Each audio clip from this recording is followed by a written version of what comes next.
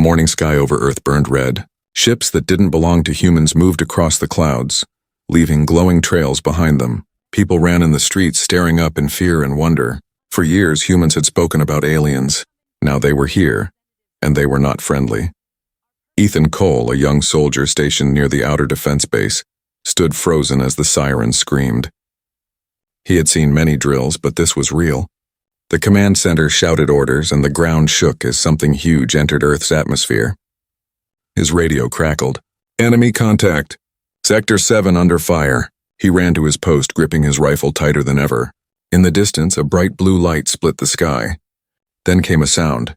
Deep, vibrating. Not like thunder, but like something alive roaring across the heavens. The first alien warship appeared. It was massive, shaped like a blade, and glowing with patterns that no human technology could make. Ethan fired with the others as smaller alien crafts dropped soldiers to the ground. They weren't robots. They were tall, armored figures with glowing eyes and pale skin that shimmered like silver. They moved fast, like shadows made of light. For every one alien they hit, 2 more landed. "Fall back," shouted his captain. But Ethan didn't move. He saw one of the alien dropships crash nearby, smoke rising from its side. Something inside was moving. Cautiously, he went closer. The wreck was hot and hissing with blue steam. Inside, instead of a monster, he saw a girl, an alien girl. She was hurt, lying against a broken panel, her armor cracked, breathing weakly. Her skin was light blue and her hair silver white, braided tightly. Even through the dirt and blood, she looked peaceful. Ethan lowered his weapon. She wasn't holding a gun. She was clutching her chest, whispering something in her language. Then she looked up at him, golden eyes glowing softly. For a moment, both just stared. 2 enemies in silence. He could have shot her, but something inside stopped him. She looked too human in that moment, too fragile. He knelt down and carefully pulled her free from the wreck. Her breathing was shallow, but her gaze didn't leave his face. "Don't move," he said softly, even though she couldn't understand him. She blinked slowly, her lips moving again. "Tsha." The sound was faint, almost like a name. Maybe hers. Ethan carried her out of the smoke. Around them, the battle still raged, but this small corner of the battlefield felt strangely quiet. He hid her inside a broken supply hut, wrapping her in his blanket. "Stay here," he said, even though he knew she couldn't understand. But she just looked at him, eyes following his every move. He turned to leave, but she reached out weakly and caught his arm. Her hand was cold but strong. "Human," she whispered, her voice soft and broken. "Don't kill." He froze. She spoke English, barely, but enough. "I'm not going to hurt you," he said. "Just stay alive." She closed her eyes, whispering something again, words he didn't know. But the tone sounded like a prayer. When night came, Ethan returned to the hut after the fighting slowed. She was still there, awake this time, her wounds sealed with strange glowing lines. Her body was healing itself. She looked at him again, curious, not afraid. He gave her water and she took it carefully, her hands trembling. "Why help?" she asked in broken English. He shrugged. "You were dying. I don't like seeing people die." She studied him for a long time before nodding. "You different, not soldier," he smiled faintly. "Oh, I am a soldier, but I don't kill without a reason." Something flickered in her golden eyes. For the first time she smiled, a small, uncertain smile. "I am Tisha, Princess of Rael'thar." He blinked. "Princess?" She nodded slowly. "My people did not come to destroy. Not all. War. Mistake." Outside, another explosion lit the sky, shaking the ground. He turned toward the window, heart racing. "If that's true," he said, "then you need to stay hidden. My people won't understand." She leaned forward, weak but determined. "And yours will not believe truth. We both prisoners of war." Her words hung heavy in the air. 2 enemies trapped between their worlds with only trust keeping them alive. When Ethan looked back, she was still watching him. Her expression had changed. Softer, almost human. She reached out her hand again, touching his shoulder gently. "Thank you. Human." He didn't know why, but something about her touch calmed him. The sounds of war outside seemed distant now. Only her glowing eyes and quiet breath filled the small room. That night, while the stars burned above the battlefield, the human soldier and the alien princess shared their first fragile moment of peace. Neither knew that this single act of kindness would change the fate of 2 worlds. The night passed in silence. Outside the ruined hut, the smell of smoke and dust filled the air. The sky was dark and heavy, filled with broken lights from burning ships. Ethan didn't sleep. He sat near the alien girl, watching her breathe. Her wounds were glowing faintly like small stars under her skin.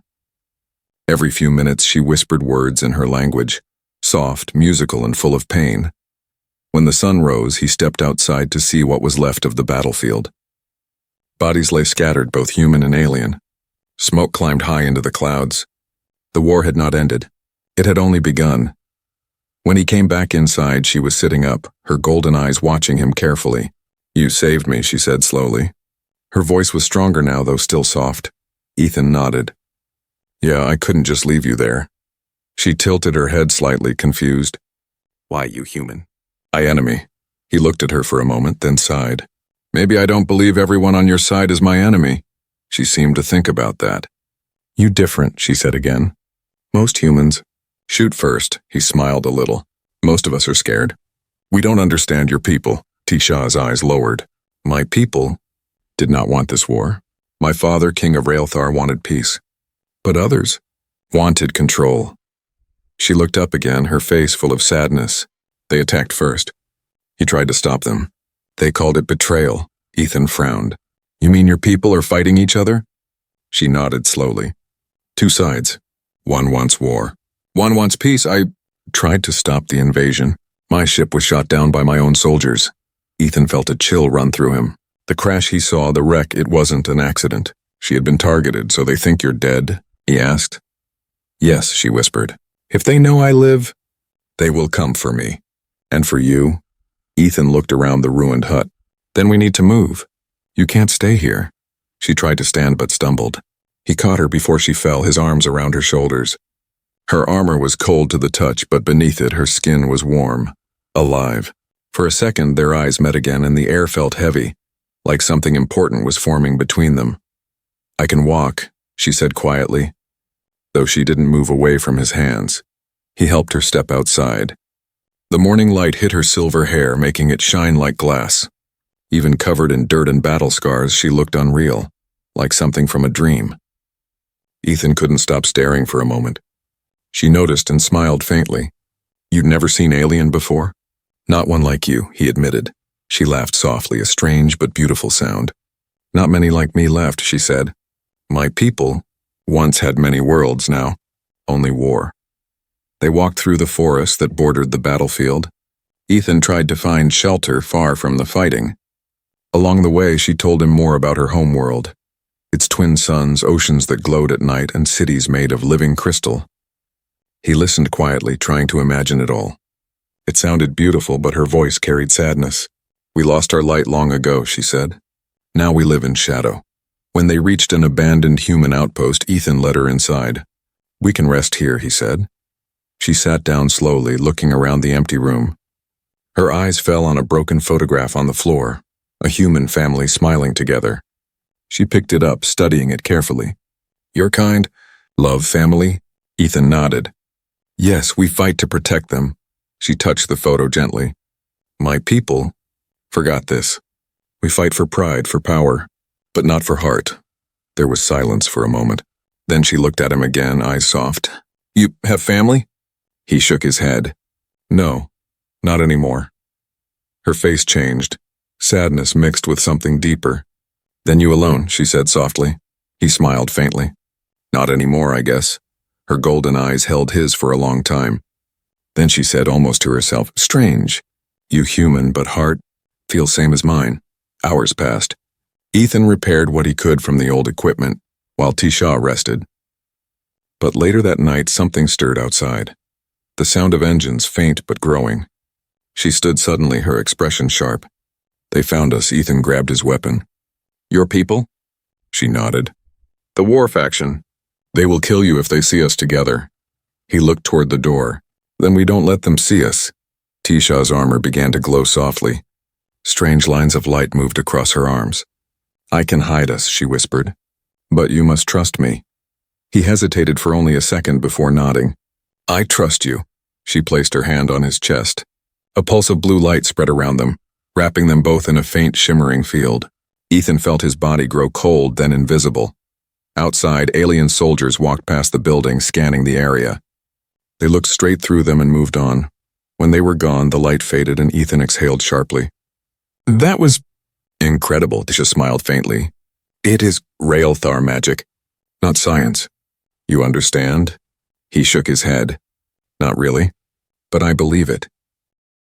She looked at him for a long time. Then she stepped closer, her voice quiet, almost like a secret. When I touched you, I saw something. Memory, you saved me not by chance. Fate joined us. Ethan frowned slightly. What do you mean? Her golden eyes glowed softly. You are not just human, she whispered. You are the one chosen by the stars. Before he could ask more, she turned away, looking out the window where the war still burned in the distance. The world was falling apart, but something new had begun between them. Something neither human nor alien could explain. The night felt long and heavy. Ethan could still hear distant thunder from the battlefield far away, but now it sounded different. Less like war, more like a dying storm. He sat beside the small fire inside the broken outpost while Tisha rested quietly, her eyes half closed. Her breathing was calm, but her hands glowed faintly as if her body was full of light. Ethan had many questions. He wanted to ask who she really was, what she meant when she said, chosen by the stars. But something in her calm face stopped him. She looked peaceful for the first time since he found her. He didn't want to break that peace. By morning, Tisha awoke and stood near the window watching the rising sun. Your world, she said softly, is beautiful. So full of color. Ethan smiled tiredly. We've been trying to keep it that way. She looked at him, her golden eyes reflecting the sunlight. I understand now why my father wanted peace with humans. You protect what you love. My people lost that. Ethan came closer. You said your father tried to stop the war. What happened to him? Her face darkened. He was betrayed. The war leaders, the Dominion, they wanted Earth. Not for power, but for something else. He frowned. Something else? She nodded slowly. Your planet has a core full of energy. Pure life energy. My people once used it to heal our dying worlds. But the Dominion found a way to use it for war. They want to take it. If they succeed, both Earth and Rael'thar will die. Ethan felt his stomach tighten. So they're going to destroy both worlds? Yes, she whispered. They don't care who survives. Only control. He took a deep breath. Then we have to stop them. Tisha turned to him, surprised. You cannot fight them alone. Their power is far beyond your weapons.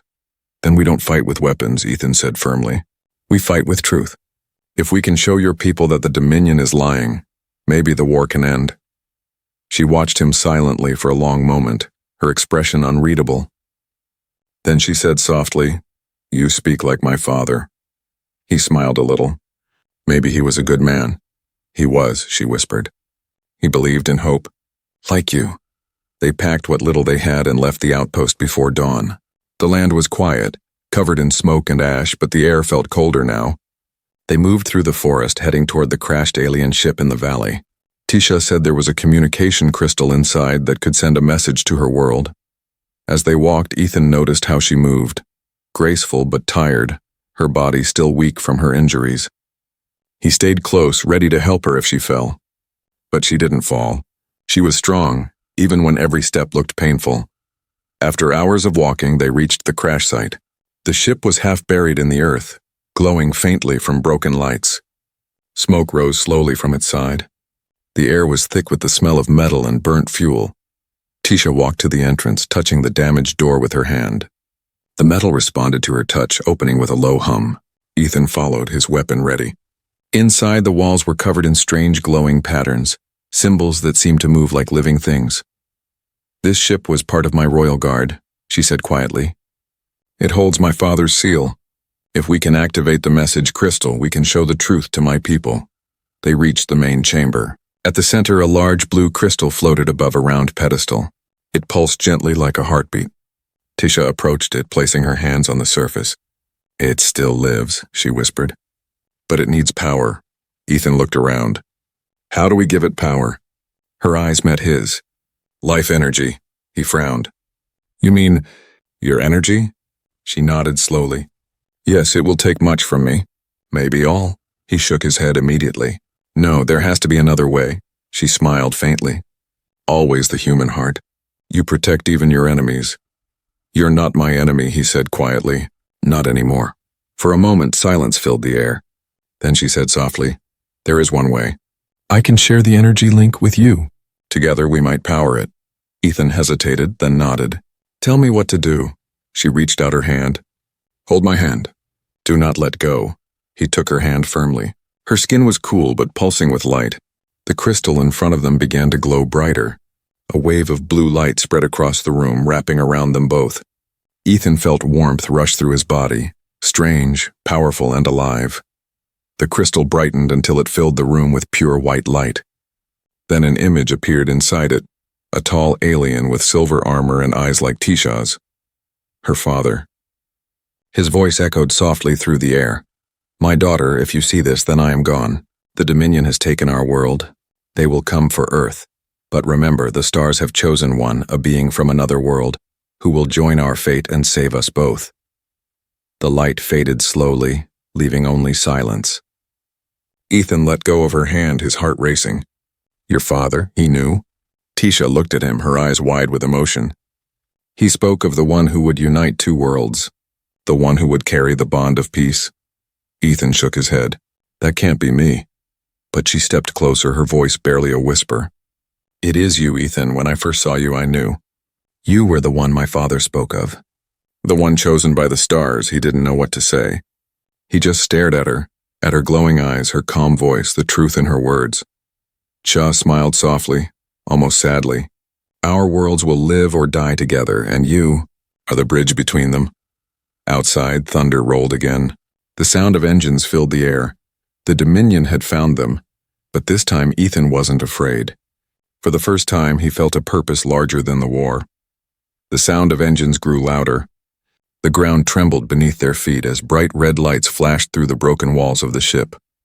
Ethan pulled Tisha behind the crystal chamber. Outside, the Dominion soldiers were already landing. Dark figures with glowing armor and cold, silver eyes. They found us, Ethan whispered. Cha nodded slowly, her expression calm but her eyes burning with fear. They will destroy the ship. We must leave now. He looked around. Is there another way out? Yes, the lower deck has an escape route, but it's guarded by my father's code. Then use it, Ethan said quickly. She moved toward the panel on the far wall. The symbols glowed as her fingers danced across them, each touch lighting up a new pattern. It listens to blood, she whispered. Royal blood. The panel opened with a deep hum, revealing a narrow tunnel that led beneath the wreckage. Go, she said. Ethan hesitated. You first, she smiled faintly. Always the protector.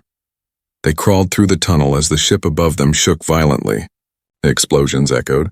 The Dominion had begun to destroy the remains. Dust and light fell from above as they moved deeper.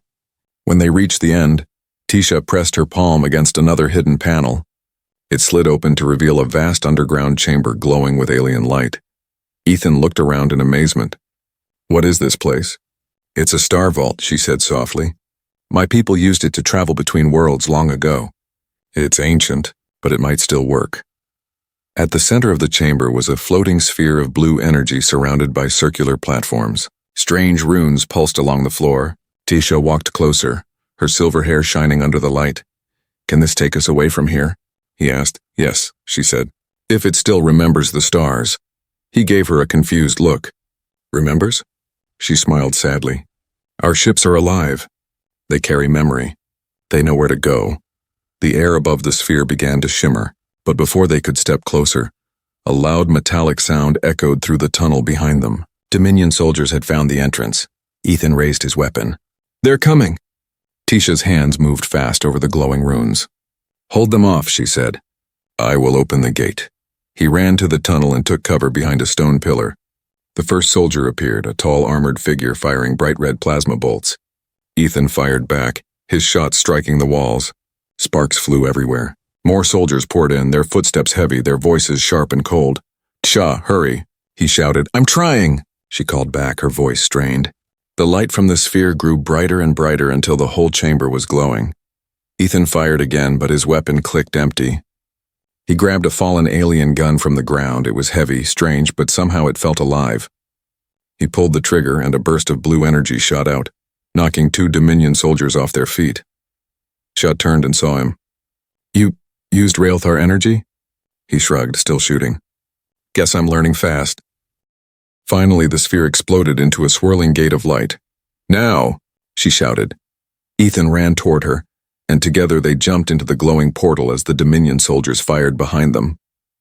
The world spun into blinding white. When the light faded, they were standing in a quiet field under two suns. The air was soft and the grass shimmered silver. The war, the smoke, the fire, it was all gone. Ethan looked around in shock. Where are we? Tisha smiled gently. My home. Rael'thar. The landscape stretched endlessly. Mountains that glowed like glass, rivers of liquid light, and trees that whispered in the wind. It was the most beautiful place he had ever seen, but Tasha's face grew serious again. We are not safe here. The Dominion controls most of this world now. We must reach the Temple of the Stars. My father's last message lies there. Ethan nodded. Then let's move. They walked together through the shining plains. Along the way, Ethan noticed how the sky itself seemed alive, colors shifting like waves. Tasha's steps were slower now, her strength fading again. He offered his arm and she accepted it without a word. Your world, he said softly, is incredible. She smiled faintly. It was once full of life now. It remembers only sorrow. As they reached a hilltop, Tisha stopped suddenly. Her eyes glowed brighter. They followed us, she whispered. Ethan turned and saw a dark ship descending from the clouds. It was smaller than before but faster, and it carried the symbol of the Dominion, a circle of fire. Tisha looked at him with fear and resolve. They will never stop. Ethan gripped his weapon. Then neither will we. She turned to face the approaching ship. There is something you must know, she said quietly. When we bonded in the crystal chamber, our energies joined. You carry my life now. If I die, you will feel it too. He stared at her. You mean our lives are connected? She nodded. We are one light now. The sky darkened as the ship lowered above them, engines roaring like thunder. Ethan and Tisha stood side by side, the wind whipping around them, ready for whatever came next. Two souls, one human, one alien, united by fate and bound by something neither could explain. The war was no longer just about survival. It was about destiny. The twin suns hung high in the alien sky, bathing the land in gold and silver light.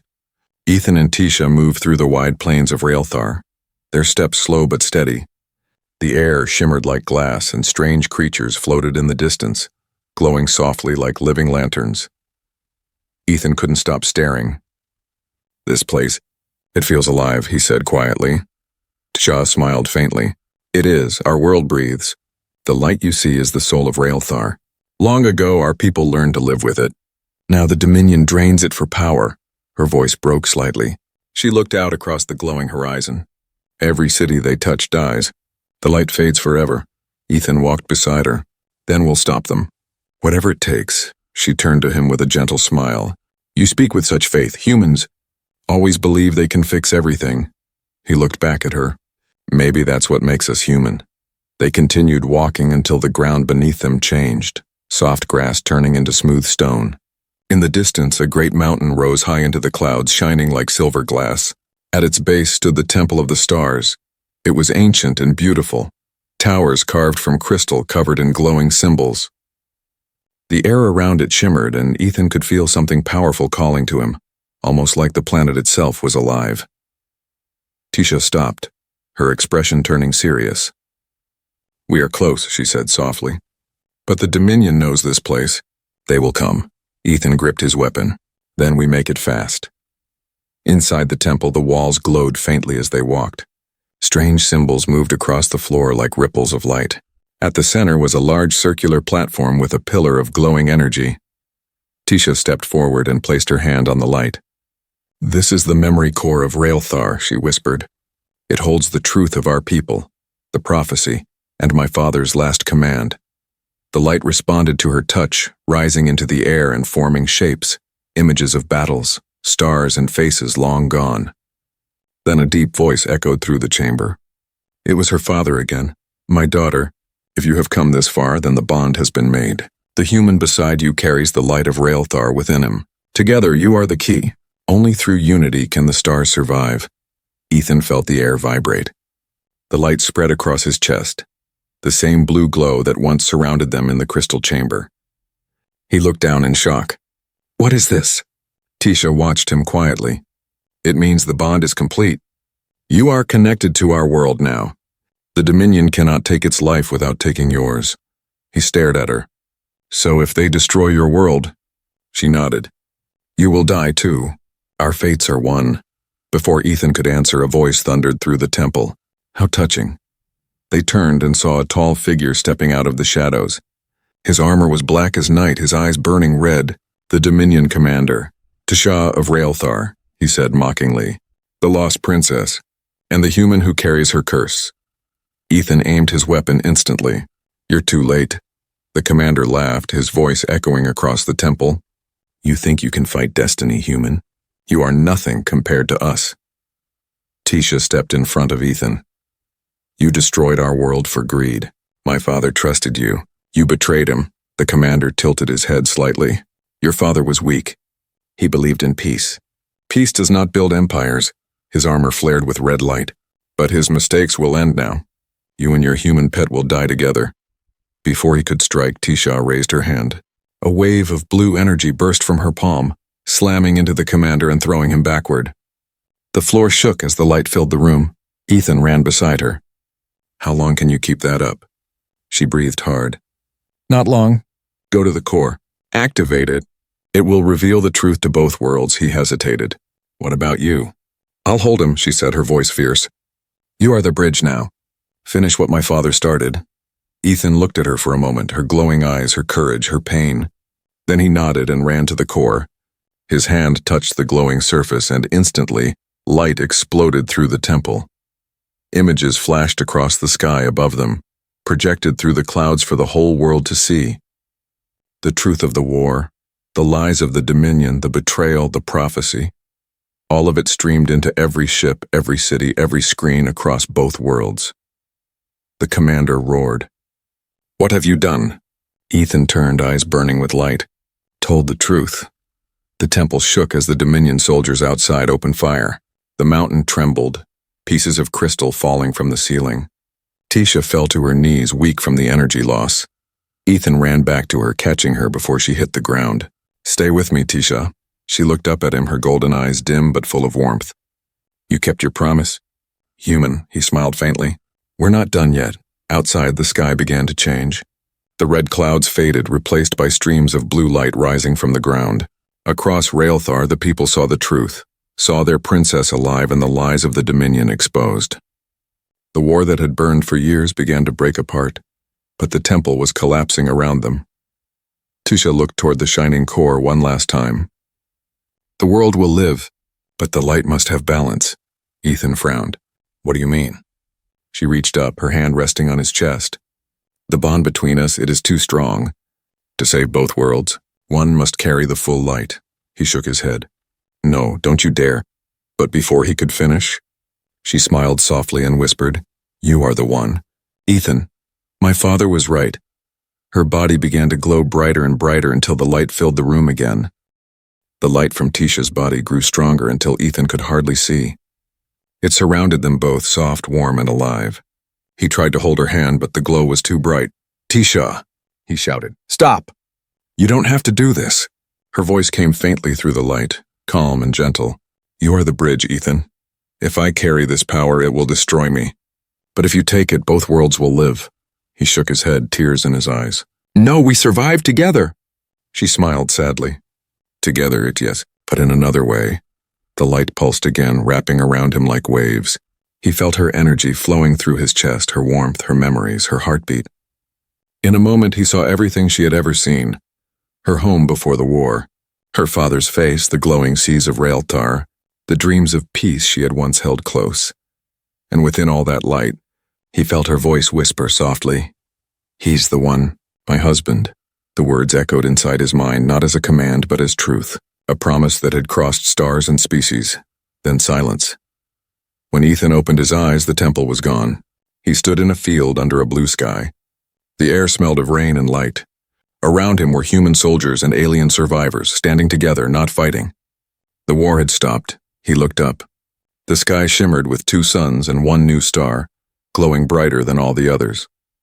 Tasha's voice came softly from the wind. You did it, Ethan. You saved them. He looked around, searching, his heart pounding. Where are you? But there was no one. Only the wind carrying her light. From that day on, people said a strange energy flowed across both worlds, on Earth and on Rael'thar. The air became clear again, the land grew, the skies healed. The Dominion fell, their power broken by truth. And in every night sky, one bright star shone brighter than the rest. The people of Rael'thar called it Tasha's light, and humans called it the Bridge Star. Years later, Ethan returned to the same field where the light had first touched him. The world was peaceful now. Children played where soldiers once fought. The air hummed with calm energy. He sat down, closing his eyes. You kept your promise, he whispered. Peace for both worlds. A gentle breeze moved through the grass. For a moment he thought he heard her laughter again, soft and warm like before. Then a small shimmer of blue light appeared before him. It floated for a second and formed into a faint, glowing figure, Tasha. She smiled at him, her eyes full of the same golden light he would never forget. You lived well, Ethan, she said softly. He smiled back, unable to speak. You carried our bond across stars, she whispered. You showed both worlds what love can do. He stepped forward and she reached out her hand. For a heartbeat, their fingers touched and the world around them seemed to freeze. Time, war, pain, all disappeared. I never stopped waiting for you, he said quietly. Her smile widened. And I never stopped watching you. The light grew brighter again, surrounding them both. When it faded, the field was empty. Only the wind moved gently through the grass, carrying the last whisper of her voice. Together. Forever. Above them, the bridge star shimmered, casting its glow across two worlds now united, human and alien, Earth and Rael'thar, forever bound by one act of kindness and one impossible love.